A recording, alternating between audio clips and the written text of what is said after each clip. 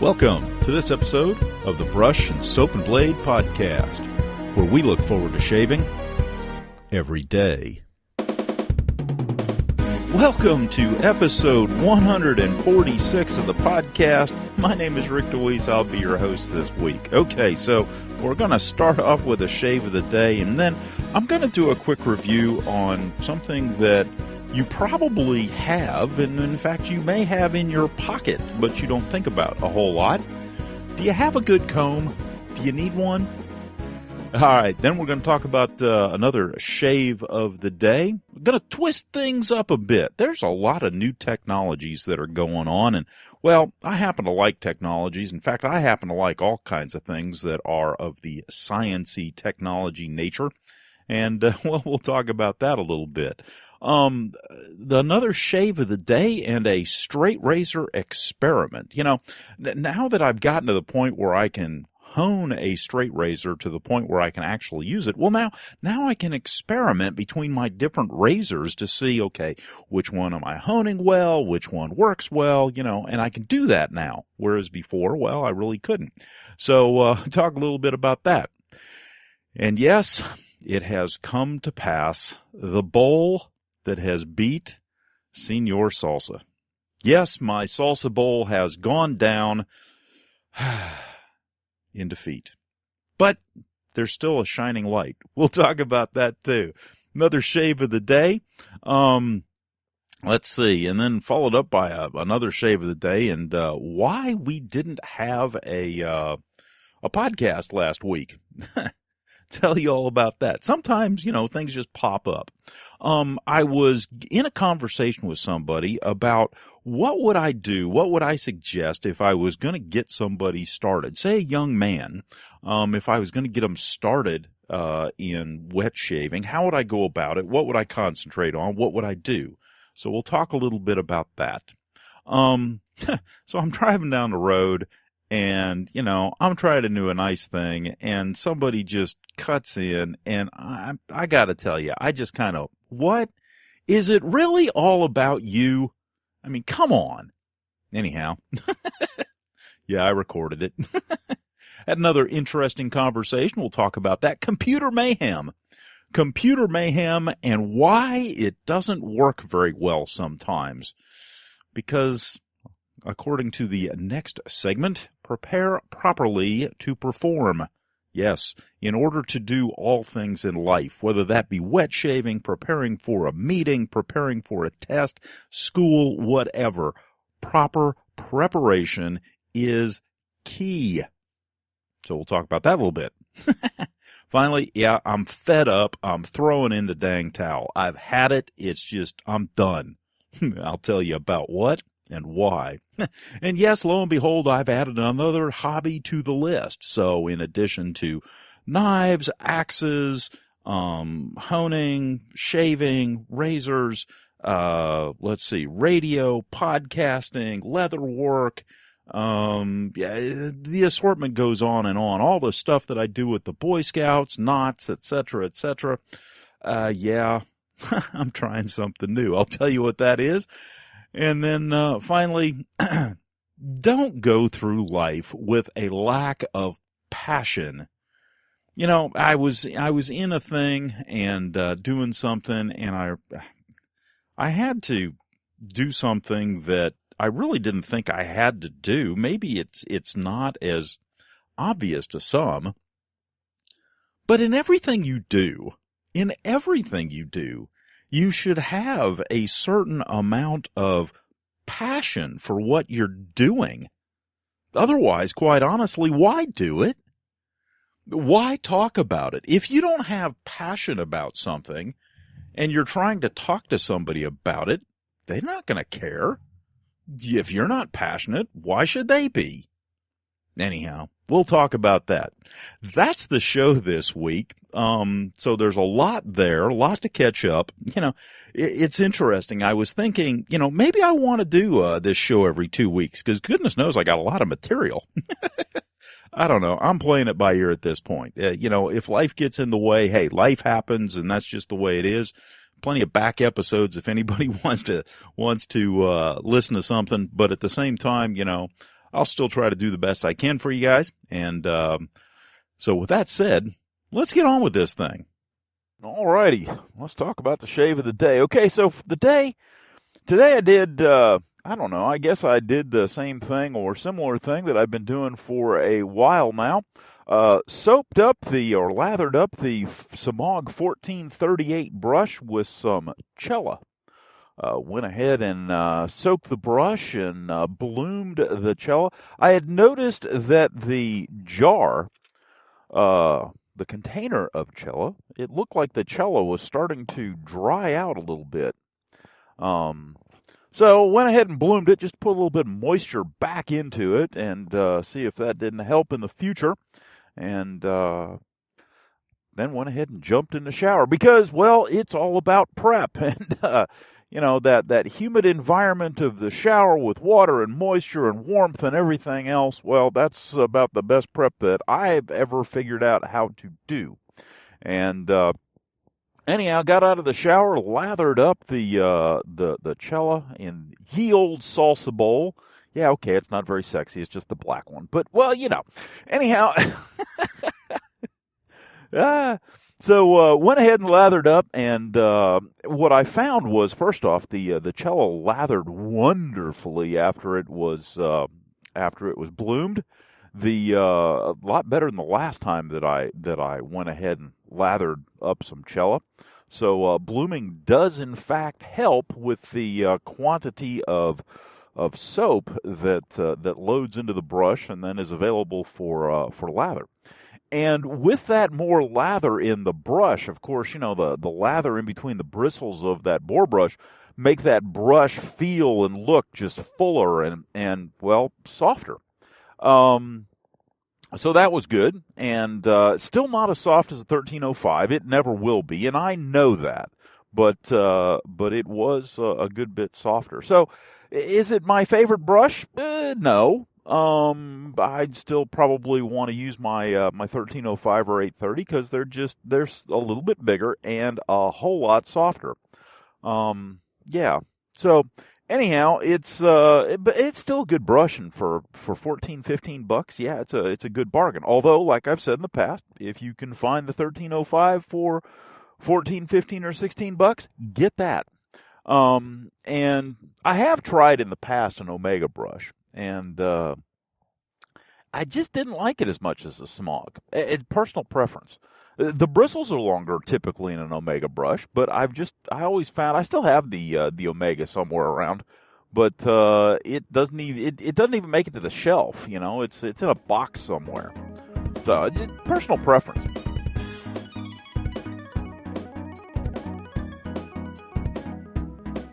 So do you have a good comb? I have an absolutely wonderful comb that I've had for a good long time now. It is a Kent 7T. Now, this is a fine tooth comb, handmade, probably 6.5 inches.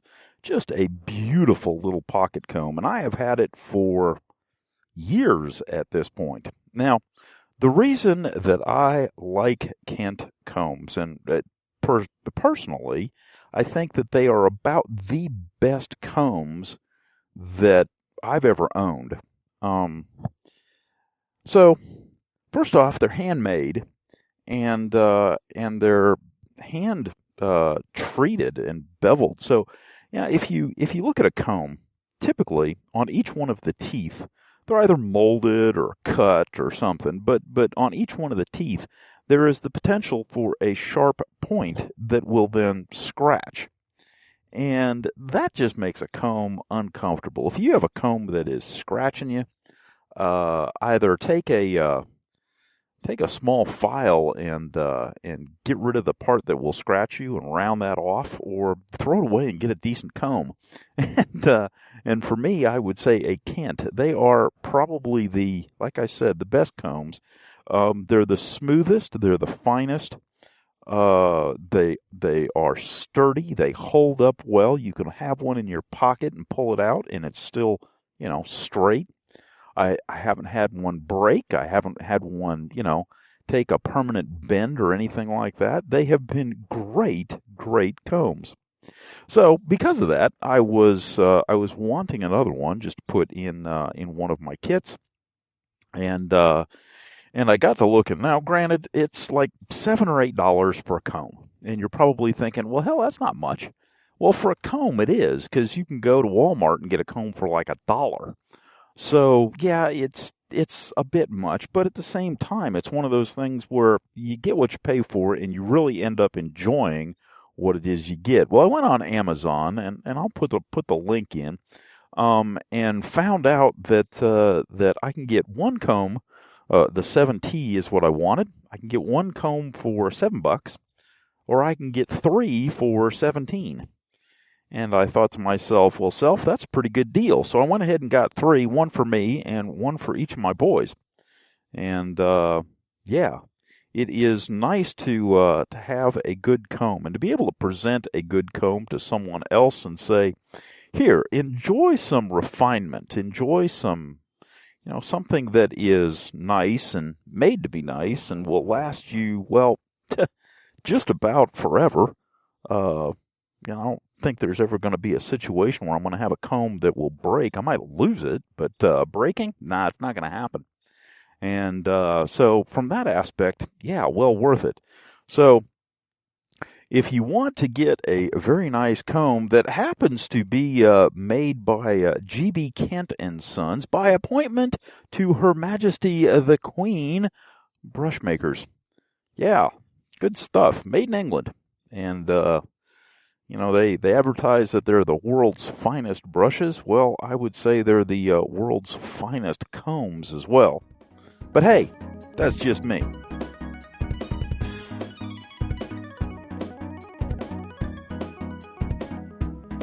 Alrighty. Well, we made it through the night, and it's another day. Okay, so let's talk about, since it is another day, let's talk about the shave of the day. And today I went ahead and used Deluxe Shaving Company's Soul Man, which I really enjoy. Lathered it up with my Samag Owners Club brush just because, well, I felt like a big brush. And it is so soft. It's a beautiful, beautiful boar brush, and really do enjoy it. So lathered it up, and I took a moment. I just took a moment, and one of the things that I was contemplating was that I was not doing myself any favors in the methodologies that I was using in stropping my straight razors in particular, and so I did something that I probably should have done a long time ago, which is slow down. Yes, I'm slowing down in my stropping. I had developed the habit of stropping at a fairly quick pace and came to the realization that it is quite possible that I was not doing my edges any good and potentially even rolling my edges slightly in the way and method that I was stropping. Yeah, it looks cool, but I started thinking about, okay, just what am I doing here and why am I doing it? And it's not to look cool because there's nobody else in the bathroom when I'm doing it. It's to get the job done. And so I slowed down a little bit. And my stropping is, well, much more effective because today's shave was very, very nice, very, very smooth, no issues, no problems. And it almost felt like the blade wasn't there. Yeah, it's when you strop and you get to a point where you can't feel the blade much, yeah, that's a good thing. So anyhow, that was something to report. Use my gold dollar, and I'm kind of doing an experiment, I guess, to find out, well, just how long does a honing of a gold dollar last?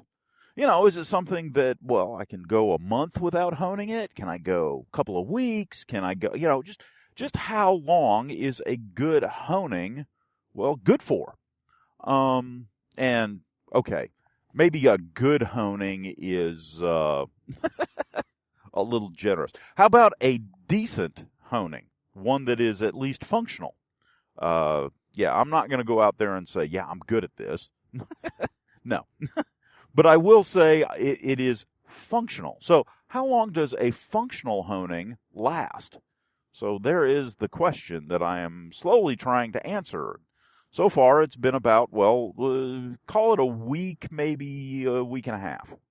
And, it seems to be doing, call it a week. Yeah, call it a week.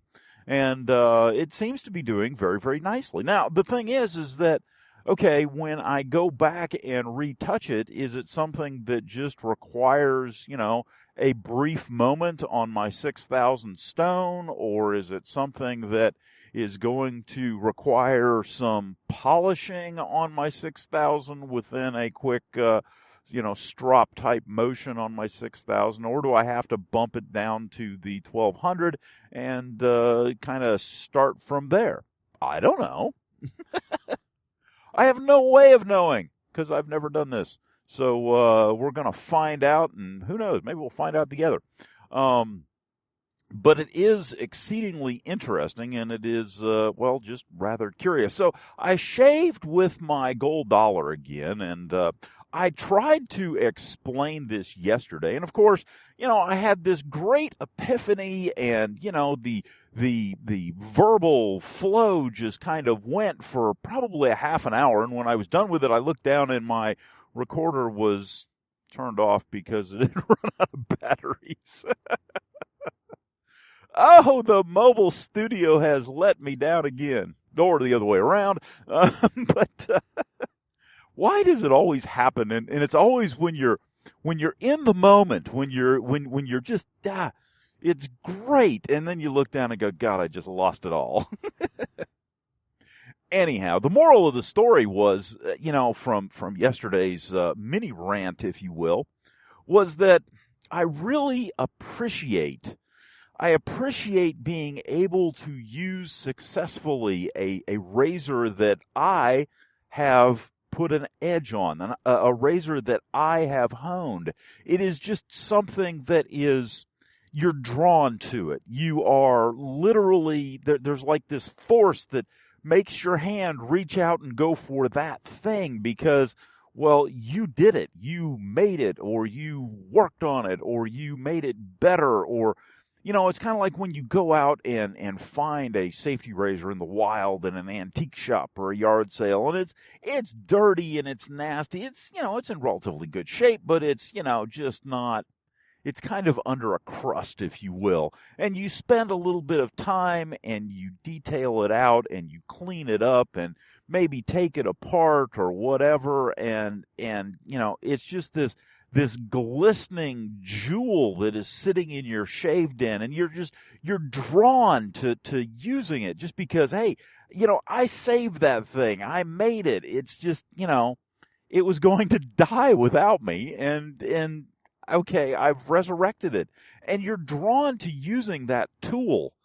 And it's just something about it. And so in my case, it's not so much, okay, I have this new safety razor and let's put a blade in it. No, it's like I have sharpened this blade, this razor, and it's functional, and that in and of itself is amazing. But I have done this thing, and I am able to use it, and just kind of revel in its abilities, and abilities that, by my very hand I gave it. And that's just, it makes it palpable. It makes it fun. It makes it, just something to, really look forward to in the morning. Yeah. So that was boiled down in a couple of minutes what I spent a half hour talking about yesterday. Oh goodness. Yeah. Oh well. Anyhow, walked out the door today, and nice shave with the gold dollar straight razor. Did not use an aftershave, just didn't feel it, and so walked out without it, and there you go.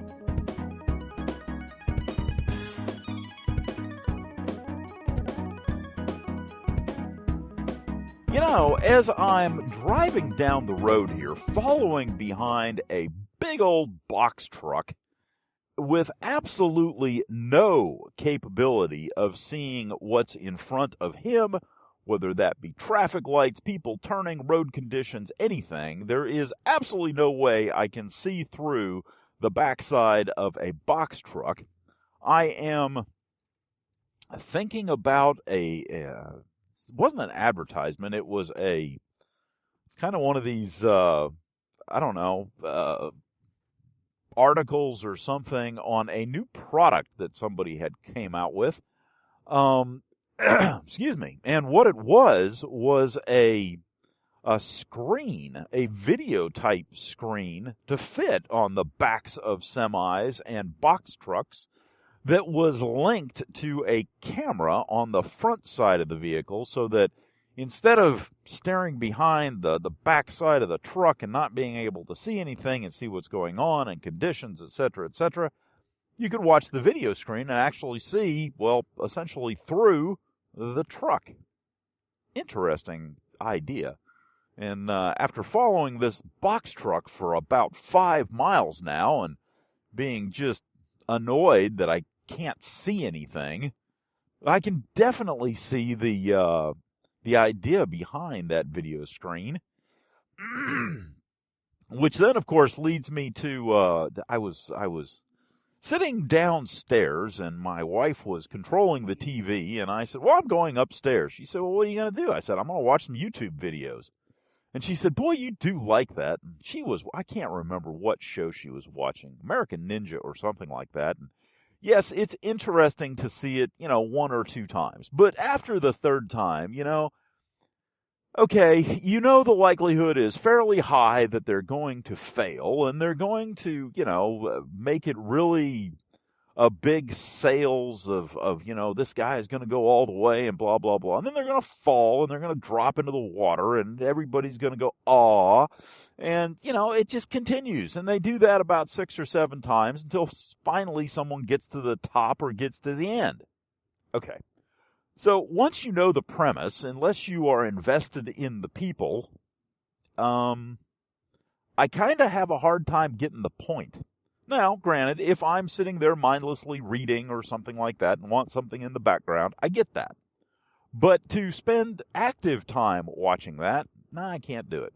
Anyhow, so I went upstairs, and I have a Roku unit upstairs, and which actually does a much better job. I've got a Samsung TV downstairs, and it's supposed to have a YouTube, the ability to watch YouTube videos. And as of late, the thing, I can watch 4 or 5 YouTube videos, and there's something about the commercials that load or attempt to load into the thing prior to the video that it gets into this loading loop and then just, faults out. And essentially the only thing you can do is shut off the YouTube app and let it kind of reset itself for about a half an hour and come back, and it may or may not work. I don't have that problem with my Roku. My Roku, I can go up there and I can watch videos all night long, and no big deal. Nobody cares. And, it just works. And so I enjoy that. I like things that work.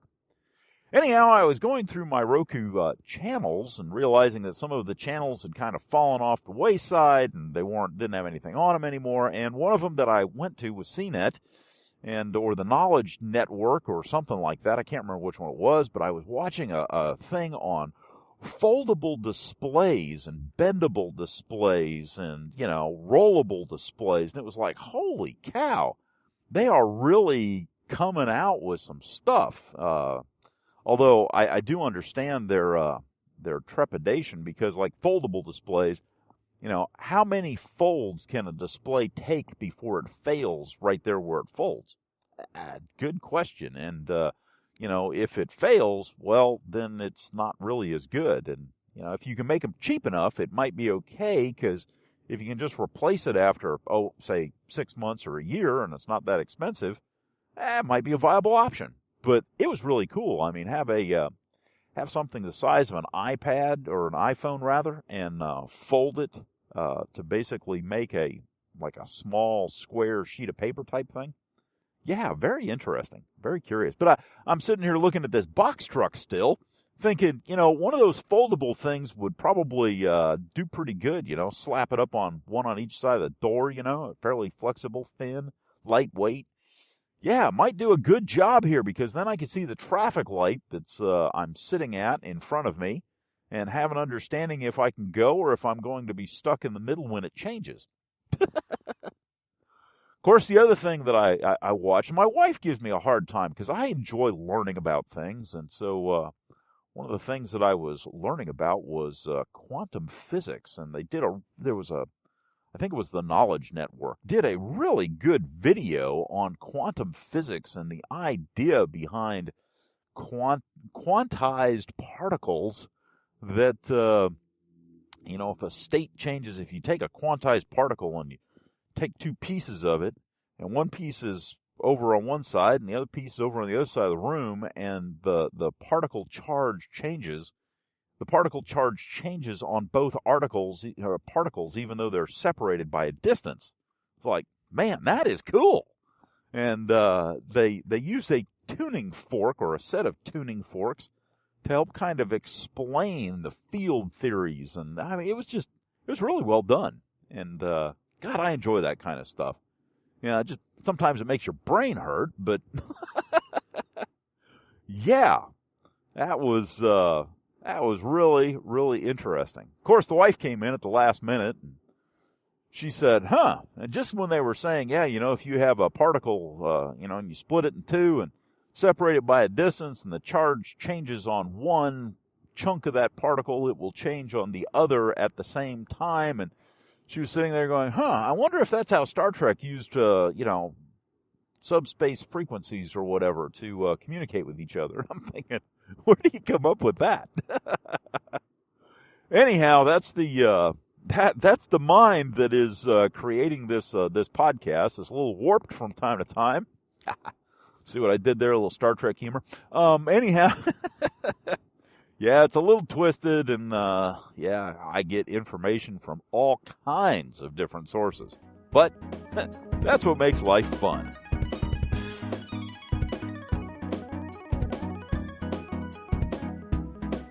Well, I had some interesting experiences this weekend. I sat down. It was a rainy weekend, so there wasn't just a whole lot to do other than sit on the back porch and, sharpen things.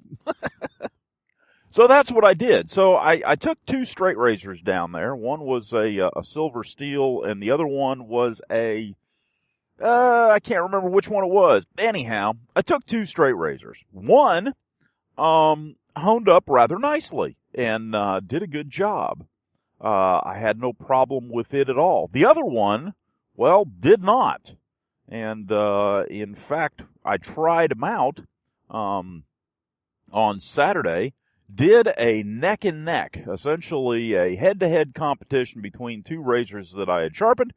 One on the left side, one on the right side. Now, the one on the right side, the silver steel one, it's a big old semi-wedge. I mean, it's got some heft to it. It's got some weight to it, and it just feels different, okay?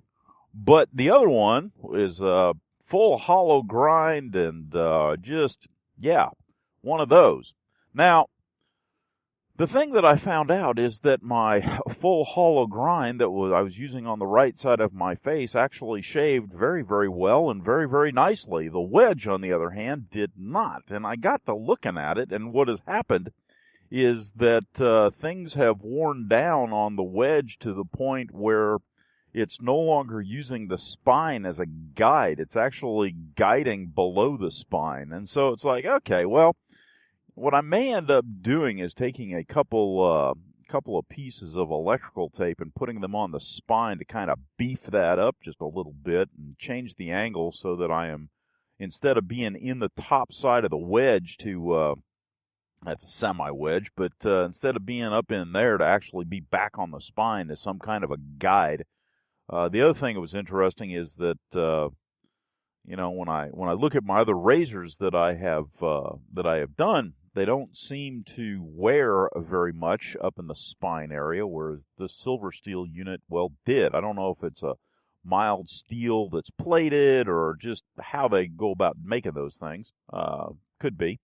But anyhow, it was an interesting comparison and a realization that, sometimes when you go to sharpen things, they just, they don't, they might seem sharp, but they're not. Because there was a dramatic difference in shaves between the two sides, and it was a fun little experiment, but glad it's over with. But that's what I did this weekend. I didn't do really anything else because it was just raining all the time.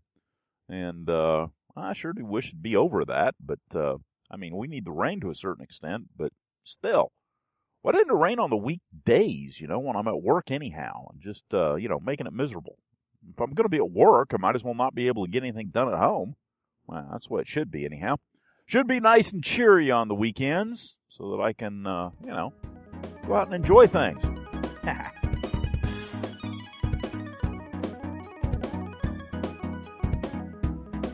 Well, like I threatened to do last podcast episode, I had an email from someone saying that they had found a challenger to yield salsa bowl, and that challenger was none other than the Ninja Suribachi bowl. Well, I went ahead and ordered one.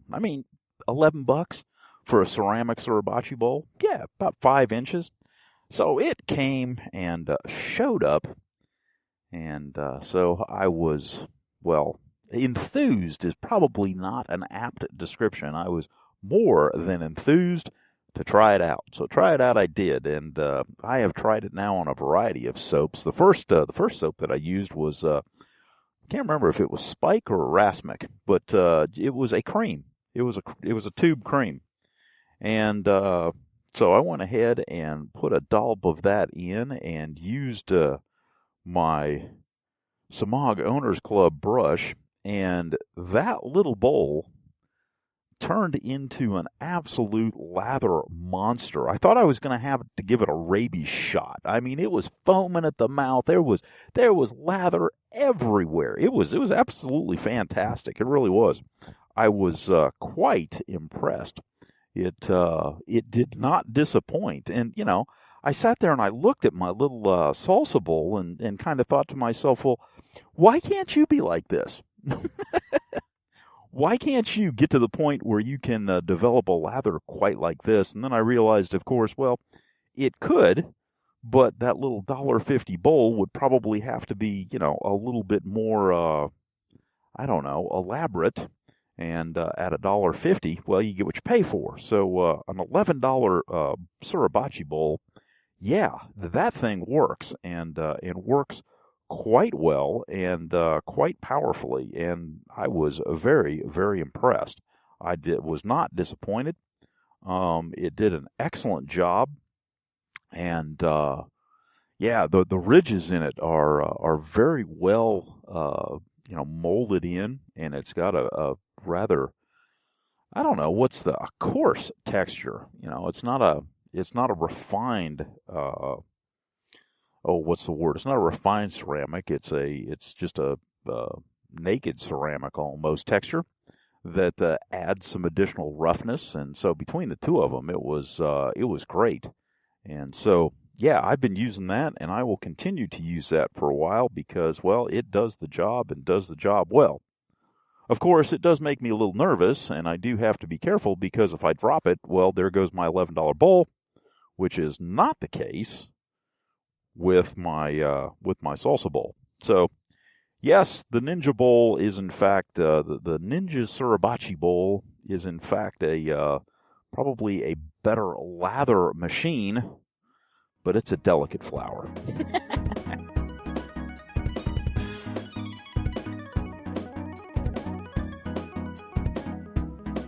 All right, let's talk about the shave of the day. Got an early start this morning. Don't know why, but just woke up early.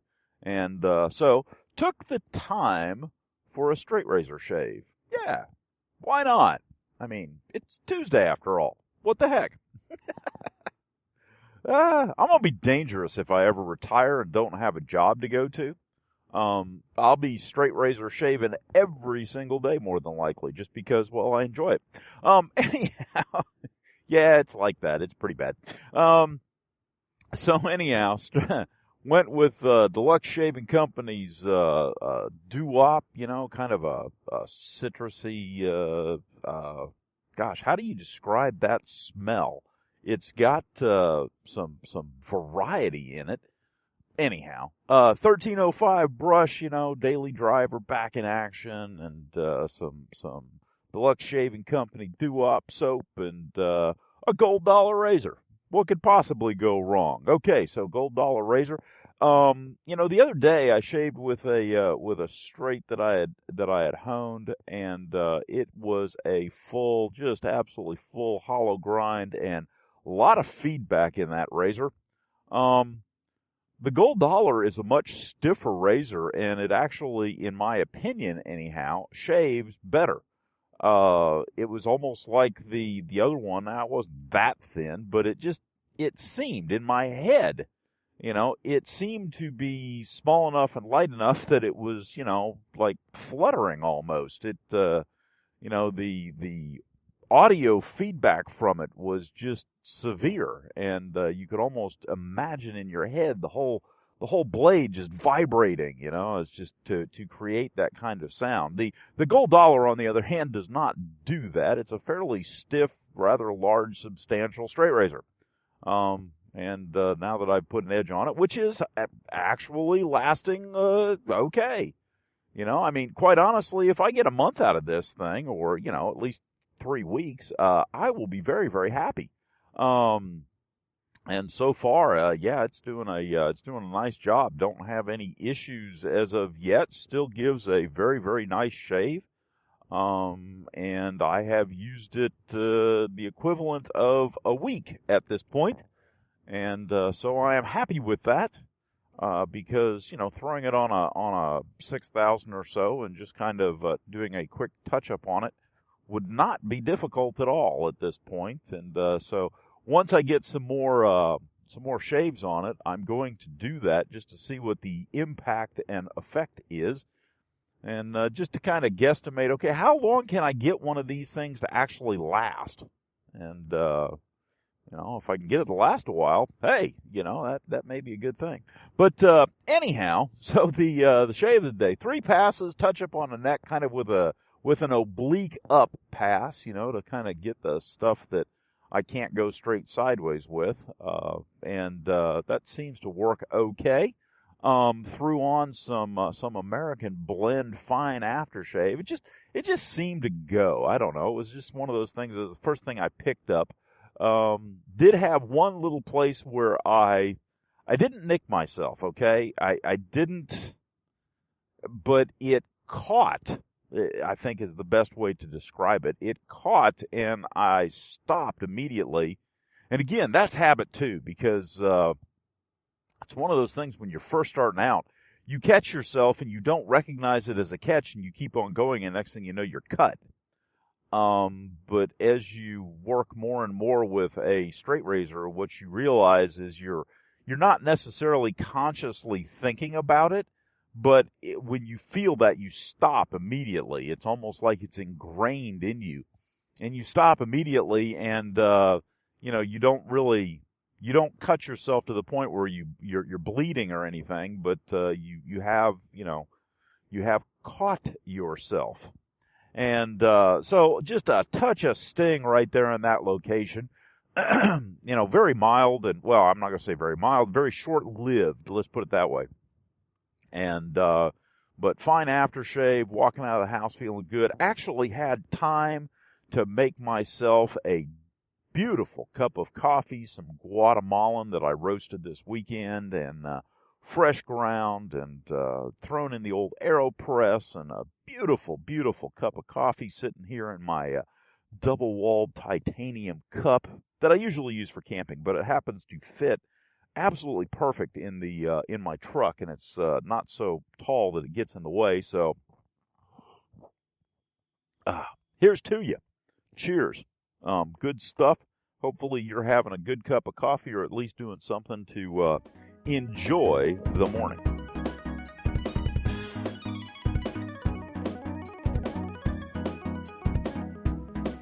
All righty. So we got a lot of catching up to do. Hold on a second. So as you could tell, more than likely, there was no podcast last week. Because last week, I had to do some stuff for business, for work, the part of work that actually pays the bills. And I had to be out of town and away, and I had to leave on Wednesday night, and it came rather unexpected, and so ended up not being able to do the podcast. Had some stuff, but ended up not being able to do the podcast. And between getting ready for it and everything else, well, I just didn't get a chance. So off I went to my offsite and proceeded to put together my travel kit. And in my travel kit this go-around was my 1438 brush. I used soap samples. This time around I used one of my favorite soap samples, which was Wickham's Shaving Soap Spice Trade. And that little 1438 did a great job of getting things lathered up and ready to go. I took a Gillette Old, and you're talking a old 3-piece double-edged razor that is, oh good gosh, they're from the 1920s. So you're talking about a razor that's almost 100 years old. And that, and threw in a classic treat blade. Now, I figured treat blade, okay, I could get 1 or 2 shaves out of it, maybe 3 if I had to before, I had to change it, originally. And quite honestly, they've always done a very, very good job. I've always gotten more shaves out of them than what I anticipated, and they've always been, well, rather good shaves. So, good stuff there. So, yeah, that's how I spent 2 days. Didn't bring a shaving bowl. I wanted to try it just hand lathering, face lathering. Didn't need a shaving bowl. So that was kind of unique. I'm glad I have been doing a lot of face lathering here as of late. And, that served me well. I really enjoyed that. It was very relaxing, when you're in a stressful environment, to just have a classy setup to have sitting on there on the sink with a beautiful old brass 1920s Gillette double-edged razor sitting there, just, looking classy. And, nice Wickham soap that, just smells classy. And, nice old boar brush that, just does a good job. Yeah, it was really nice. And it made some days that could have been, just a tad stressful, less so. And so I do appreciate that about the whole routine and the ability to, select a few razors to at least one razor anyhow. I had an extra one in there just in case. I had an old flare tip, black handle flare tip in the bag just in case. But I don't know. My razors, they typically don't let me down. It's more of a thing of, do I feel like variety today or with what I originally intended? So so all is good. Anyhow, that was kind of what we did, instead of a podcast.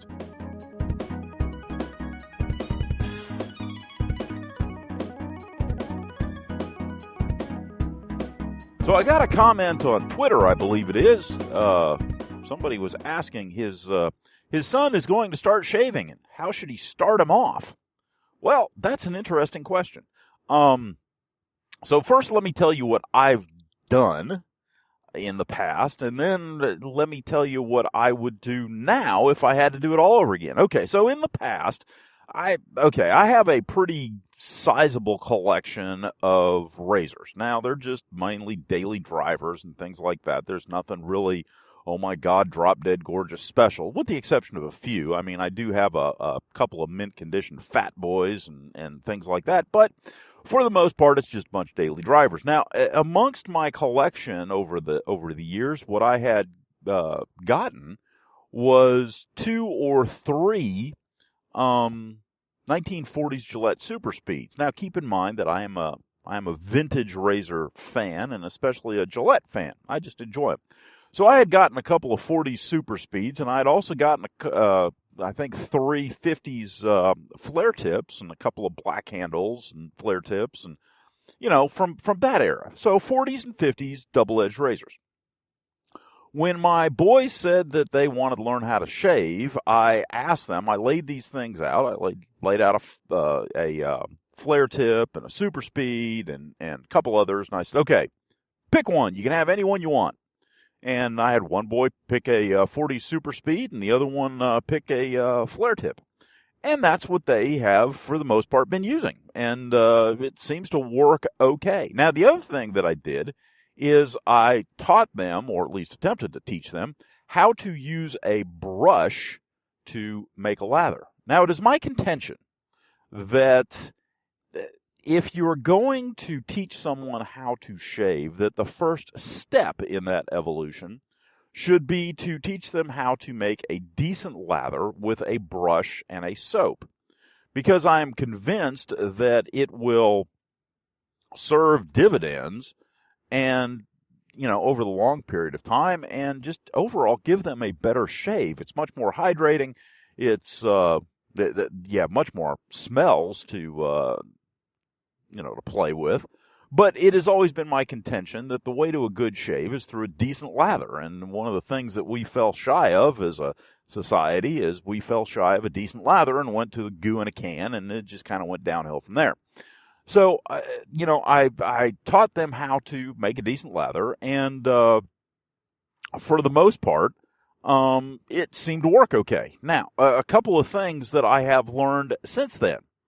My oldest son, what he has found out, because he gets in a hurry, he's up at school and everything, and likes to sleep in and gets in a hurry, and so from time to time he will not make a lather. He'll actually use goo in a can or whatever is around, and I understand that. And he's also used cartridge razors a time or two and seems to do okay with them. He said he likes those because they're fast, which is true. They are designed not for multiple passes, but for, in fact, a single pass, or, just a single pass with some touch-up. So there is a speed element there. However, he does have the foundation and the groundwork to understand what it is. My younger son, he seems to do a pretty good job with his razor, and overall, I don't think he has any issues or problems that I'm aware of. So, anyhow, what I would do if I was going to do it over again, I would probably still, give him a choice and have them pick a razor that they like the looks of and that they like the feel of, because it's a rather personal selection, if you will, and sometimes the ones that other people select for you are not the ones that you would prefer. I would start off with a mild razor. I wouldn't get anything too terribly aggressive, no slants or anything like that. So there you go. Probably find a good DE blade, For me, the ones that I gave my boys were Gillette Silver Blues, just because I know those things are very effective, and yet at the same time, just a tad mild. And so it seems to work okay. The other thing that I would do, and probably for me the most important thing, is get them a nice soap that they would enjoy the smell of, or that they do enjoy the smell of, and I would probably invest in a synthetic brush, only because they don't have to worry about it staying wet or not being ready or soaking or anything else. You wet it, you lather, you go. I mean, it is much, much quicker than the other options. So I would probably go that route if I had to do it over again. Because if it was me, if I can figure out how to teach someone how to make a lather that is dang near as quick as getting goo out of a can, that's what I would do. And that's what I would use as a foundation. Now, for me, a tub of soap, and the bigger the tub, the better, quite honestly, just because of ease. And so the Phoenix soaps, just because they come in those big CD-sized tins, are very interesting for this application. And a synthetic brush, and you can load that up in about 30 seconds, and you're lathering, and you're pretty much gonna be almost as fast, maybe not quite, maybe twice the time, but pretty darn close to being as fast as goo in a can. and you have the ability to relather a couple of times if you need to. And so in my estimation, that would be the way to go. So that's what I would do if I was trying to get a young man started again. Of course, I would also give them a salsa bowl and take some 60 grit sandpaper to the inside of it in case they wanted the bowl lather. But I would probably teach them how to face lather first, just because I've been doing it now for, I don't know, a month. And for the most part, I find face lathering to be very fast and very effective, although just a touch messy, and especially so with a synthetic brush. But that's okay. Sometimes, especially when they're younger, and making a mess is half the fun. Yeah, maybe. But if I was to get them a shaving bowl at all, I would get them a salsa bowl. Up at Walmart for $1.50. Take some 60 grit sandpaper, roughen up the insides, and mainly the reason I would do that is because if they take it in the shower, if they knock it over, if they drop it, whatever, it's no big deal. It won't break, and their salsa bowl is still in fine condition.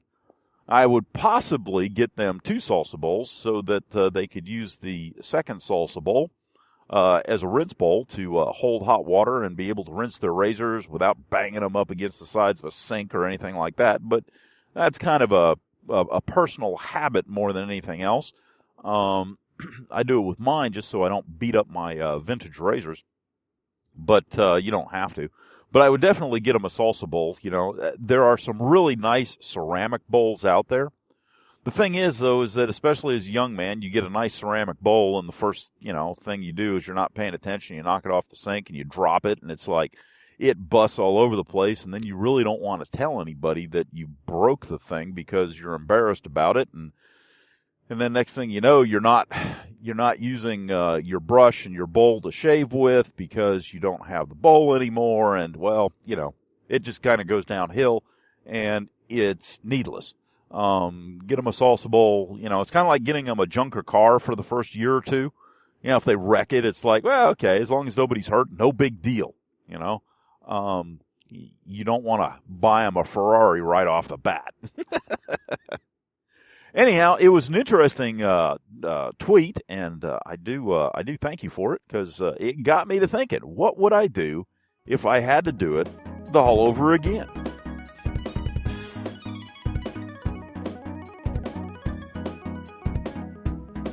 Okay, well, you can definitely tell that school is back in session. Now, I normally drive this road this time of day, and there are 4 to 5 times more vehicles on the road right now than there have been, well, pretty much all summer long. Holy cow. Anyhow, it's good stuff, I suppose, but it is something to look out for. So if you're out there driving, try to be careful, especially for those younger teenage drivers that don't have a whole lot of experience and may be a little overwhelmed and sleep deprived and everything else coming into the school year.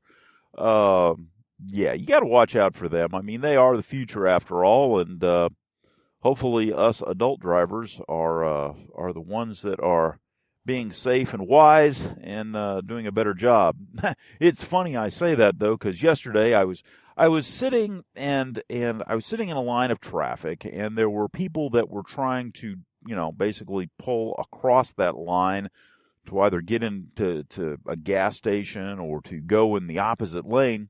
And so in order to assist that, because, the general flow of traffic when everybody's trying to go everywhere just doesn't work real well. And if you kind of open a lane up and allow some people to spend a couple of minutes to go somewhere, it alleviates that flow of traffic and, or that blockage of the flow of traffic and lets things go again.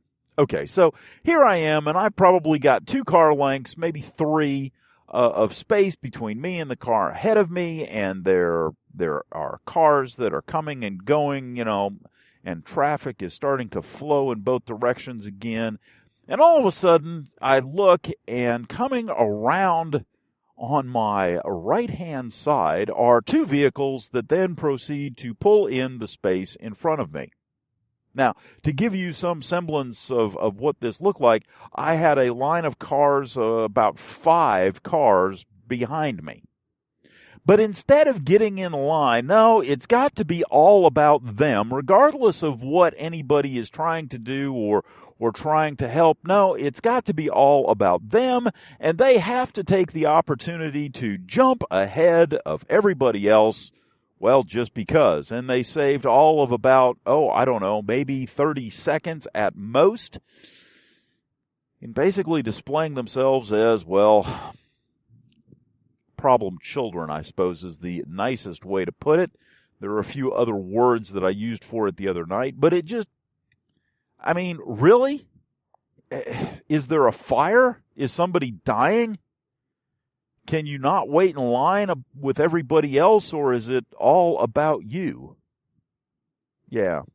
You know, I have lived in countries that have problems, as the British say, queuing up. There are countries where they literally do not know how to make a line and wait in it patiently for their turn.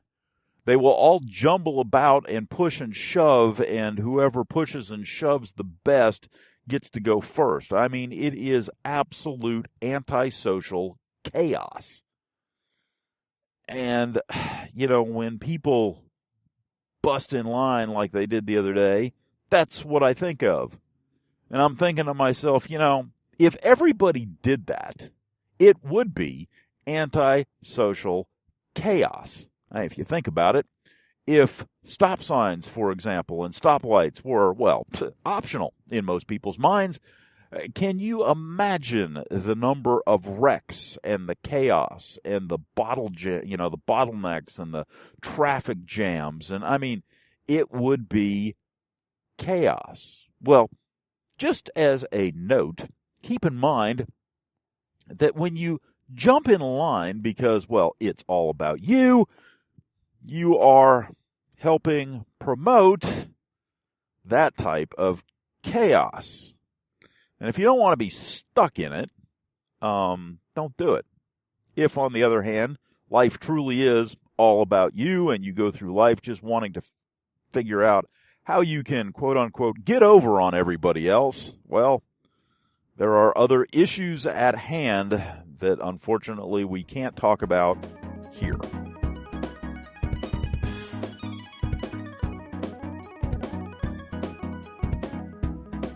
So I was talking to my son the other day. He came home from school because even though they have changed out all of the washers and dryers up there at the dorms, the dryers, still don't dry. So it really makes me wonder, okay, what kind of piping do they have to vent those dryers? Because it doesn't seem like they're venting them well.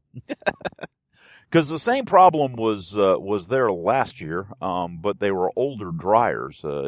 He was always complaining about his stuff never being dry, and it's one of those things, if you don't have good vent systems on your dryers to get all that moist, hot air out of the area and down the pipe and outside, it's not going to do a very good job anyhow. So that I would suspect that. That's anyhow, we were talking. He has just started class again, and I was asking him, what are your what classes are you taking and what's your favorite class? What class do you think you'll enjoy the most? And he said, marketing. I'm like, okay, this is interesting.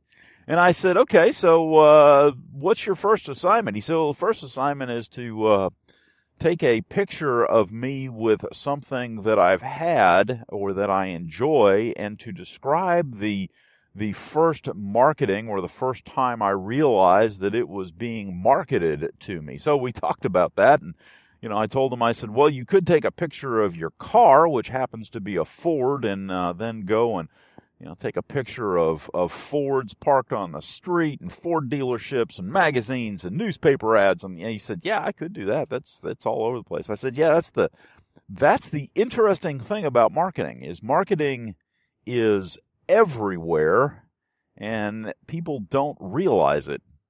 you don't realize that you're being marketed to in multiple different ways and avenues and venues, if you will. There's always the sight, but there is certain sounds that the marketers use to good effect. And once you get it in your head that something sounds like a certain product, that's why we used to remember back in the day, jingles is what they called them. It was funny. I remember some of the television shows back when that were fun to watch. One of them being the Barry Manilow specials, because the guy wrote jingles for everything, and he would sit down and do a series of jingles, and you realize, before he even said the words, you knew what the ad was by the sound.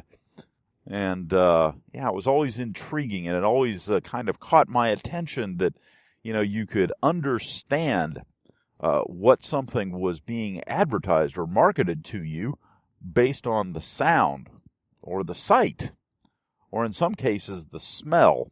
And isn't it interesting? But it's one of these things where if you have somebody that's good at marketing, they're going to use all those tools and just inundate you to the point where you think that, hey, it's normal to know these things and to have these things, And, thinking about it, he could take a box of Kleenex, and then he could take a picture of that, and then take a box of facial tissues and ask people, what are those called? And 9 times out of 10, they'll say that's Kleenex. Isn't it amazing that when you're marketed to at such an extraordinary level, that the name of the product becomes the thing made by anyone?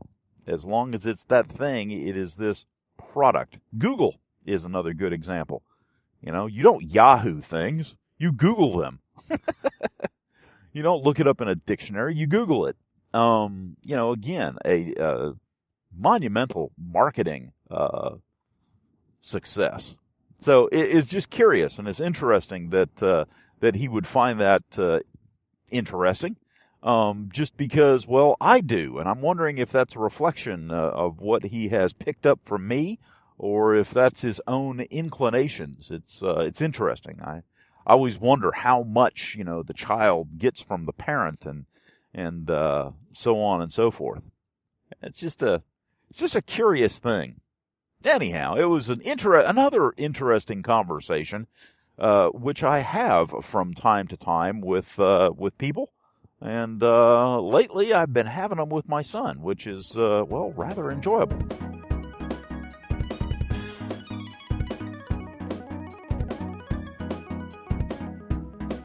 Well, I'm going into work today, into ye old donut factory, with just a tad bit of trepidation. Not because anything's bad happening, or, a meeting, or my boss is going to yell at me or anything like that. No, it's much more, subliminal than that, because today we are changing computer systems for some of the main systems, like scheduling and calendars and email. We are changing over to Office 365. Now, granted, it's probably, for everybody else out there, they're probably light years ahead of where my company is, but that's okay. We've always been a tad behind the curve. It's normal, for us anyhow. Yeah, it was pretty bad when I was working with engineering companies, and the version of CAD that we had was about 3 versions behind the one that was out there in the general industry. And, not good. So, there you go. Well, that was nice. See a couple of boys helping push a car that had stopped out of the road. And, hopefully they're making it safe. And, the mom pulled over. She's driving. The boys jumped out of the van. And, help push the car out the road. I like this. Yeah. Now you just got to wonder if those kids are going to be late to school. But anyhow, oh well, they'll figure it out. They look like they're old enough to drive, so we'll see. Who knows? Maybe they're in the process of learning how to be resilient. Anyhow, it's one of those things. But yeah, good stuff there. Kudos to that mother who and kudos to that young man who jumped out to help. That's one thing that I enjoy about living in this community, is that you see a lot of that. And that's the way it's supposed to be. Anyhow, I've completely forgotten where I was. Oh, yes, my Office 365 transition. And, so, of course, it's advertised as being completely painless and transparent and smooth. Reality, of course, is anything but that, because when IS says, oh, yes, it is going to be super simple and it's going to be great, yeah, you can pretty much bet a paycheck that it's going to be an absolute unmitigated disaster. It is going to be painful. Nothing's going to work well, and systems are going to be failing right and left around us as we watch everything go down in a flaming ball of glory. Yeah, well, you'd think it'd be simple, and I understand, it's not. I do get that. I like to give IS people a hard time because a lot of the times the problems that they run into is because, well, they didn't prepare.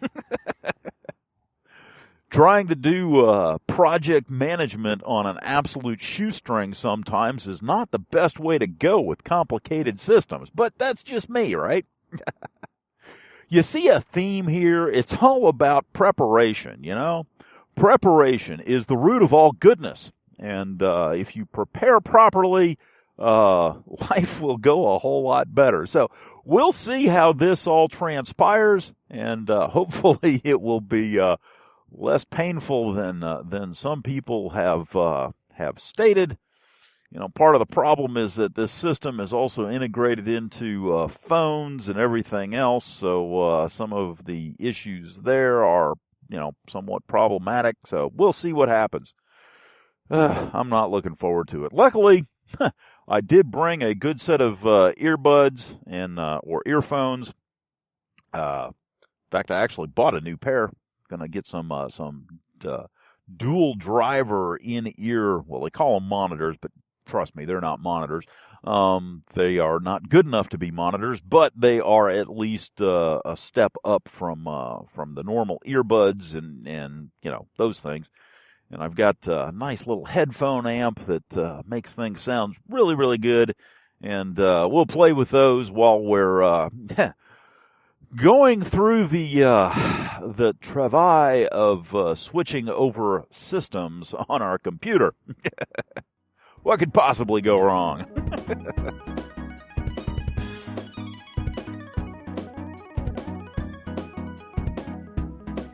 So being in a manufacturing capacity, business, if you will, here in the United States, we have these nasty little things called audits. And you may have audits as well, but for us, audits, they can be particularly painful unless you do something. And that something is called preparation. It was interesting. So I was in this meeting, and the people that were there were obviously not prepared and did not understand the preparation for an audit. And it absolutely reminded me of the razor burn, if you will, if you don't prepare for your morning shave. If you don't prep properly, try to say that 7 times fast. Holy cow. If you don't prep properly in the morning, you will walk out of the house with irritation and razor burn and stinging skin and everything else. And yeah, it's not good. And it was very similar in the audit, as we were talking about it in that audit meeting. Is you could almost see they were wincing at the pain and agony of razor burn type, stuff going on because they had failed to prepare. And it really reminds me how much of our our problems that we have in life, in business, with our kids, etc., spouses, is because we don't prepare. We don't think of a script. We don't say, hey, I want it to go this way, and this is how I can get it there. It's not, let me think about this and just dream for an instant how the other person will react. We don't do that. And then we step back and we go, gee, why was that not fun? Why was that not comfortable? Why do I have the equivalent of razor burn on my soul? And it's because we don't prepare for things. Yeah, it's just one of those little eureka moments where you go, no wonder. But it was funny because, yeah, I have been, some people say, ooh, you like audits. They're okay. It's kind of fun because I get to see if my preparation was in the right direction. But the thing is that I prepare for them. And when I prepare for them, they go, well, smoothly. And I'm the one that's taking control because I can very easily direct the flow of the auditor and the flow of traffic. And it's up to me. I'm the one with the hand on the razor, not him or her. On the other hand, if you're not prepared and if you make the mistake of giving the auditor the razor, then all of a sudden, well, they're not following the grain patterns and, because you haven't prepared, heck, they might not even put any lather on. They'll just scrape away. Oh, goodness. Yeah, the fun of being in industry. You gotta love it. And the best part is that you can, as you walk through life, being a wet shaver, you can look around and go, yeah, I know about that. Uh-huh. I did that one morning. Don't want to do that again. So, as with wet shaving and some other aspects of life, it always works best if you prepare properly.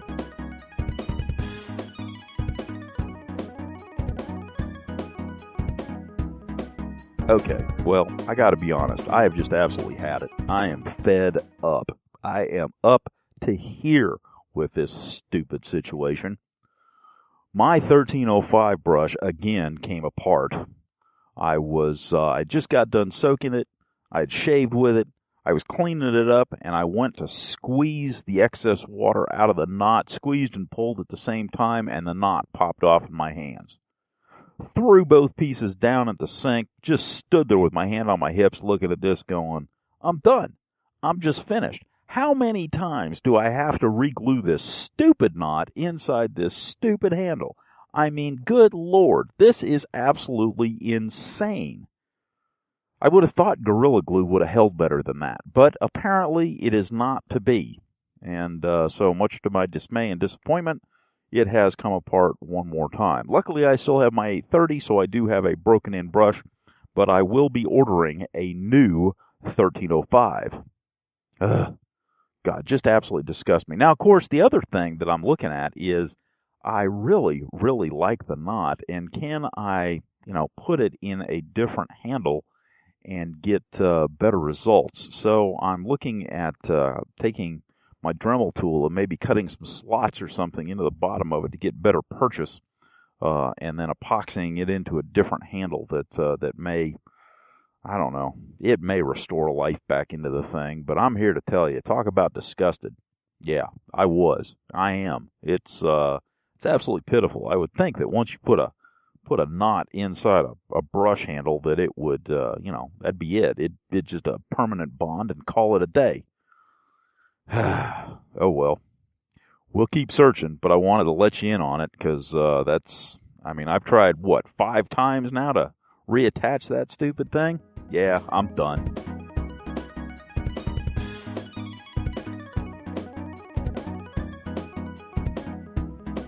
So I am off to the store because I am going to try something new and different, something that I've never done before, but something that I've always wanted to do, just to add it to the stack of hobbies, and, we'll see what happens.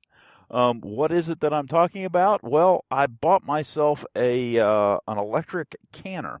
It is a programmable electric canner. It will do 4 quarts or 6 pints or like 10 of the little jam and jelly jars. And so I am going to try canning. Like I said, I've never done it before. It'll be interesting. Now, you're probably wondering, okay, why? Well, my wife likes to make soups, and she likes to make homemade soups that are absolutely fabulous. They really are. But when she makes them, she tends to make, well, a lot. And then we typically eat on these soups for like a week and a half until you're just about sick of soup. And so what I've decided, and we've talked about it for a while, what we've decided to do is we'll continue to make the quantities of soup that she enjoys making. And then what I'll do is I'll turn around and I'll can some of it, probably half of it. So I'm thinking I can get 4 quarts out of it to put in the glass jars and can up, just like Grandma and Ma used to do. And then we'll have some soup sitting around, as well as I won't get sick of soup every single week. And it'll just be something new and different. I mean, I have a dehydrator. I like to dehydrate things, and I love dehydrating apples. Oh my gosh, they are so good, especially in the dead of winter, or just as spring starting to spring. Dehydrated apples on a hike are just fabulous. That and a little bit of cheese, yeah. So that's the next thing I want to learn how to do. I want to learn how to make cheese. But it's the same thing that I've always said, though. It's if you try, okay, yeah, you can mess up, but at the same time, how are you gonna know if you don't try? And I enjoy trying, and I enjoy learning new things. And I mean, canning makes perfect sense to me. I understand the process perfectly. It's just, as you pressurize steam, basically is hotter than you can get with just boiling water. And yeah, so steam it for a while, pressurized steam, which means you're getting to really, really hot temperatures, and hold that temperature for a good long time to the point where everything is completely saturated at that temperature, and then as things cool down, the vacuum is essentially formed, and the jars seal, and life is good, and no botulism, or for that matter, anything else to be bad to be had anywhere within said jars. And I remember as a kid growing up, my grandparents always used to have cans of food. My dad, when he passed away, he had, cans of food that my grandmother had put up and given to him. And, she had a root cellar when they built their house. They built a full basement, and one part of the full basement didn't have a concrete floor. It was open to the dirt, and it was a root cellar. And yeah, she kept that thing packed all the time, and you're talking about people that grew up in the Depression era that, to them, storing extra food when the bounty was good was just a natural, almost conditioning after going through the Depression. And for them, they grew up on the farm, and so just having that stuff, I mean, it was normal even before the Depression. That's just what you did. And so that's what I've kind of grown up with, and that's something that I would like to, kind of reestablish a link with. And it just kind of goes back to, almost like wet shaving. You reestablish links and learn about things in the past that have been lost, and they're not difficult, they're not hard, and that's one of the reasons that I bought the little electric canner, is that it takes something that would be an all-day job and hot, and I mean, they used to have kitchens outside, as a matter of fact, just specifically for cannings, because it would get so darn hot. But with the electric canner, hopefully it won't come to that, and hopefully it'll be easy. We'll find out. Might use it tomorrow, as a matter of fact, because my wife said, well, I'm going to make some chicken soup. And so chicken and vegetable soup, and we'll see how it goes. But anyhow, I'm off to the store to pick up a few supplies. I need some lids, and maybe I'll pick up a few jars, and now that I got an excuse. It's all good. It's just one more thing. Of course, I'll stop in the shaving aisle to see what's new. And it's interesting. I see double-edged blades and single-edged blades from time to time there. And I think the last time that I saw a pack of single-edged blades, it was a pack of 5 for like $5. That's $1 a piece. And then I go to my local gas station. It's just down the road, little gas convenience station. Walk in, the same place I've been buying them for years. And there's a pack of PAL blades, single-edged. $2.99. Price hasn't changed in years. And, so I go through every now and then and buy a pack just because, well, first off, I'll use them. And secondly, as long as I buy them, I know that they'll keep replacing them. And so we'll see what happens. But, it's interesting. You see double-edged blades, and it's like, okay, a pack of double-edged blades is like $7. You have got to be kidding me. Those things had better be feathers and, or at least Gillette Silver Blues. No, they're probably cheap Wilkinsons or something. Maybe Personas. Parasos. Might be Personas. But even so, it's like $7 for a pack of 10 blades. Good gosh. Granted, in the greater scheme of things, that's not bad, and it's nowhere near what a cartridge is, but if you know where to look, and you know where to shop, and you know where to get things, it's like, you walk into there, and you just kind of shake your head. It's like, my gosh, first they rip you off with cartridges, and then when you're not looking, because you basically told them that you detest the high prices of cartridges, they try to rip you off on the prices of just double-edged blades. I think there's a message in there somewhere. Oh, well, there you go.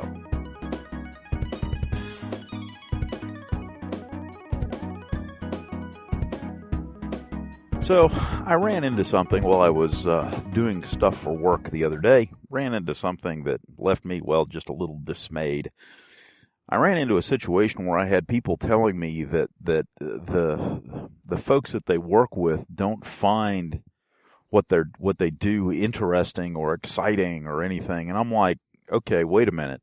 I'm looking around the table and realizing that the people that are around the table don't necessarily find their work interesting or exciting. And the problem is that these people are the front, the face, the first thing that these folks see when they walk in and they think about their job during the day is these folks right here. And if they can't have the passion for their job, if they can't have the excitement to get their own people excited, then of course their people are going to feel like, God, this sucks. I come in here every day. It's not exciting. It's boring. It's dull. It's nothing. And yet these people are sitting here going, well, our people think that it's dull and boring. Yeah, because you're acting like it's dull and boring. You have no passion for any of this stuff. This is salesmanship 101. If you don't have passion for the product that you're selling, no matter what it is, nobody's going to want it. Nobody's going to buy. And I just found it interesting. It strikes me as very, very telling, I guess, that people don't realize that people don't see and make that connection, that they're selling as managers or team leaders. They're selling the image of the teams and the things that they manage and lead. And if they can't be excited about it, why the hell should anybody else be excited about it? It's the same thing with everything in life. It's like wet shaving. If you can't be excited about it, nobody else is going to be. Nobody else is going to give a darn. Nobody's going to pay attention to you. You have to be excited and passionate about anything, no matter what it is you do, whether it's working with Sunday school kids or trying to teach somebody a new methodology to do something, a new way of programming a computer, whatever it is. It doesn't matter. If you have absolutely no passion for it, you might as well fold up shop and go home. Nobody's going to care. Nobody's going to want to listen to you. Nobody's going to want to listen to anything that's being said. 9 times out of 10, it's not the content of what it is that gets people at least interested to the point where they pay attention. It's the passion with which you bring it. It is absolutely the passion, and if you can't figure that out and bring passion to your life and bring passion to your people, then you may want to think about doing something else. Anyhow, that's the way I see it. Now, the other thing is that when you bring passion, it also, of course, elicits other emotions. For example, there's a certain candidate out there right now in this political season who is very passionate about what he says.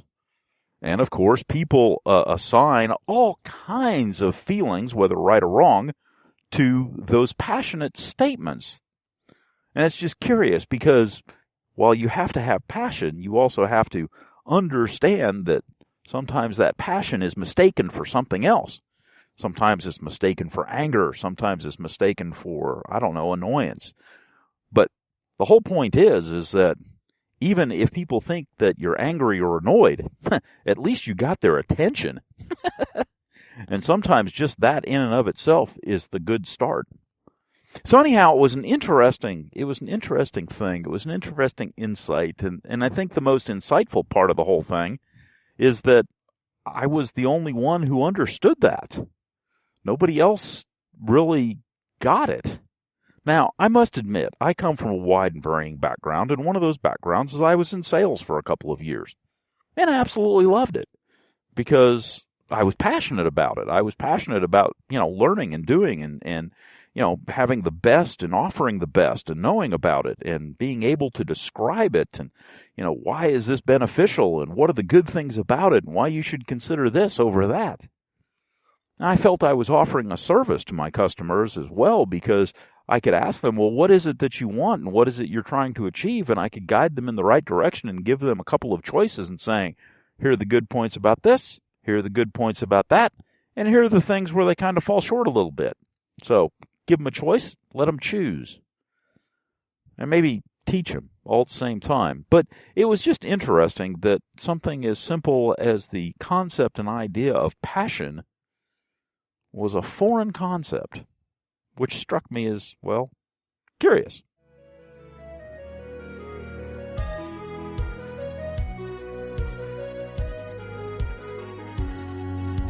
Well, that concludes this episode of the Brush and Soap and Blade Podcast.